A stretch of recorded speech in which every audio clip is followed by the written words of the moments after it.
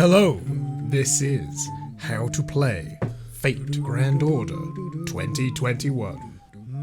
So Darren, I hear some of you asking, why are you making a guide for a game that came out 4 to 6 years ago? Well,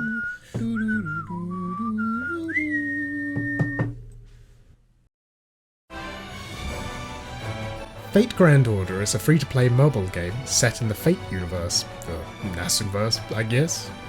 You travel through time, collect servants, and save the world, and all that stuff. It's a gacha game, so if you want to get everything, you have to gamble your life savings away, but that's really not necessary to clear all the content. So if you were thinking of giving this a go, but didn't know where to begin, maybe this will help you out. Step 1.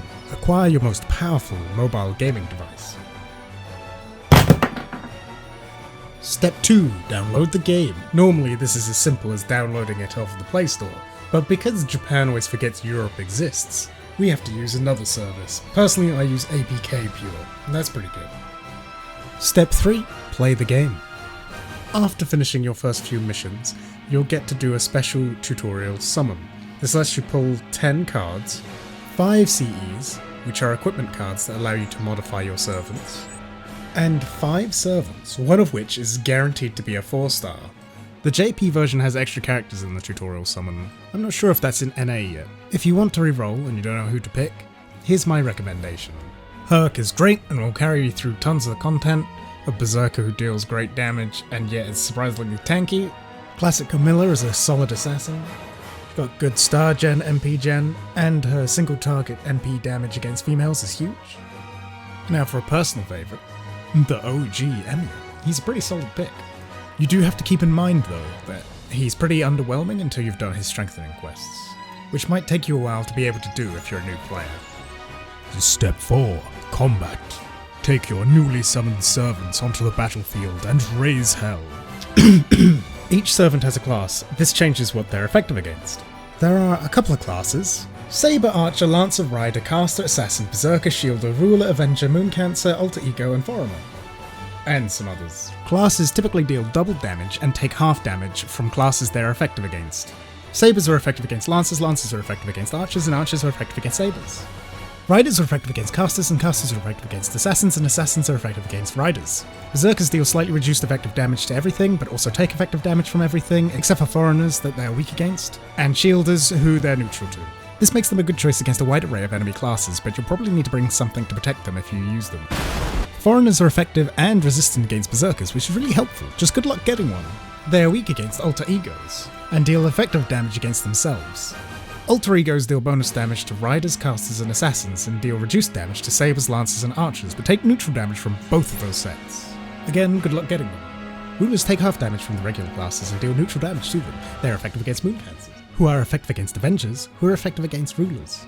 When you start a battle, you build your team out of 5 of your characters and 1 support. The support can either be a story-based support that comes with a fixed level and skills, or a character of another player. If the player isn't on your friends list, you can't use that character's Noble Phantasm though, so watch out. Pre-battle, the mission will typically show you what enemy classes are involved. This means you can tailor your team to dealing with specific enemy types. Or you could, just use the same character 6 times. What could go wrong? Also keep in mind that higher rarity characters and craft essences have higher deployment costs, limiting how many you can use in a team. Each servant has 3 skills. They each require a certain amount of turns before you can use them again. But there's no limit to how many you use in one turn, so stacking skill effects can be one of your best options. The Master also has 3 skills based on which mystic code you have equipped. They have really long cooldowns though, so in most battles you only get to use them once. Every servant has 5 attack cards, of which there are 3 types. The 5 cards of each of your 3 frontline servants are added together into a deck and shuffled. So depending on the base decks of your servants, your combat deck will have a varying composition of cards. The deck is only shuffled when the cards run out or a character dies. So by keeping track of what's being used, you can have an idea of what's going to come up in future. Because 5 of the 15 cards are drawn every turn, this means that if you keep track, you'll know what cards will come up on the 3rd turn. Quick cards do the least base damage, but they drop the most critical stars, generally. Critical stars are absorbed into cards based on the card's star weight. Each star absorbed is equal to a 10% crit chance on that card. To generalise, Riders and Archers have the most star weight, and Berserkers have the least. Arts cards do a bit more damage than quick cards, but they also charge the Servant's NP gauge. Once a Servant's NP gauge is fully charged, you can replace one of your attack cards with their Noble Phantasm. This can either be an AoE attack, a single target attack, or have a support effect. The third type is Buster cards that do the most damage. They're pretty straightforward. If you pick 3 of the same type of cards, you get a bonus effect based on the card type. Quick cards give you 10 bonus stars, Arts cards give everyone involved in the Arts chain 20% NP charge, and Buster cards boost the damage of the chain even further.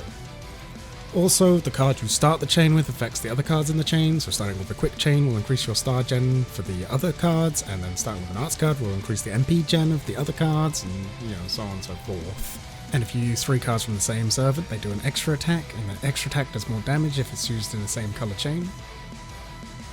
Oh, and if you keep doing hits to an enemy that's already been killed, you get an overkill bonus, which increases the effect of whatever cards you're using. That kind of covers the basics of combat. I mean, seriously, this game's not that hard, so just try stuff out. The quickest way to level up your servants is to use these gold boys. You get them from the daily missions. Each servant can be ascended 4 times, they require specific materials and QP. Leveling up the skills also requires QP and materials, although it requires a lot more than ascending them. Skill cooldowns are reduced when you get them to level 6 or level 10.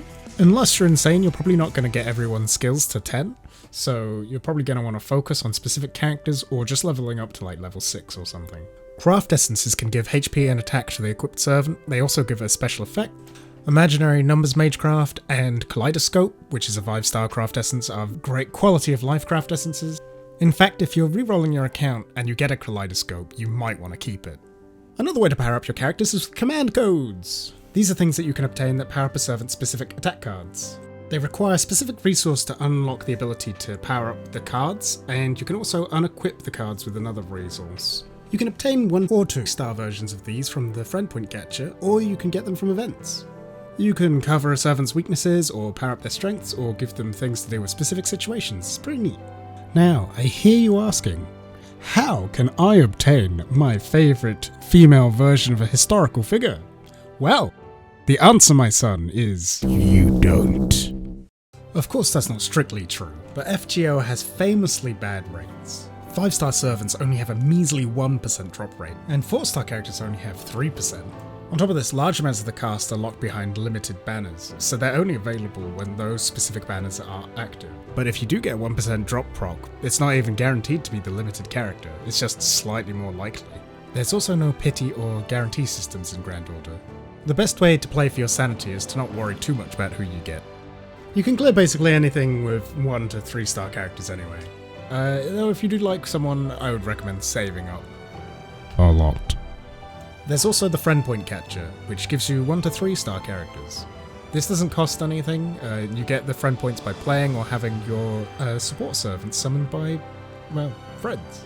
For those starting out who don't have the rarer characters, here's some low rarity options I think are pretty good. Coup Coloured is a 3-star Lancer, who has the amazing attribute of simply being unable to die. All of his skills help him to survive.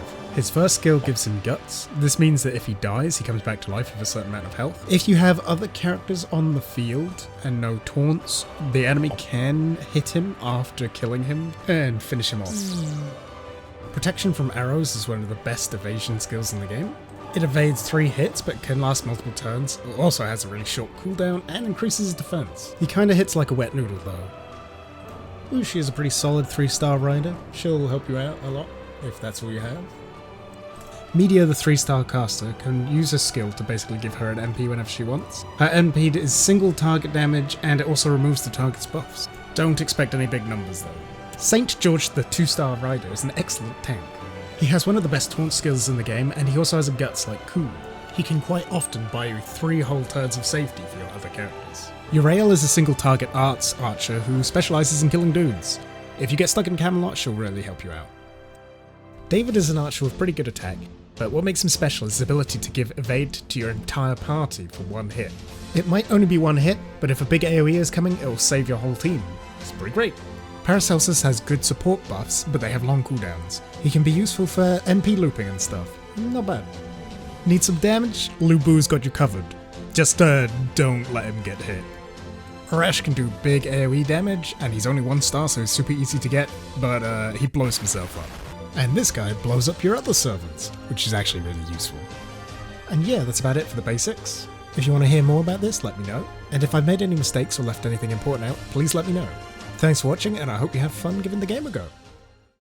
Quick cards have the least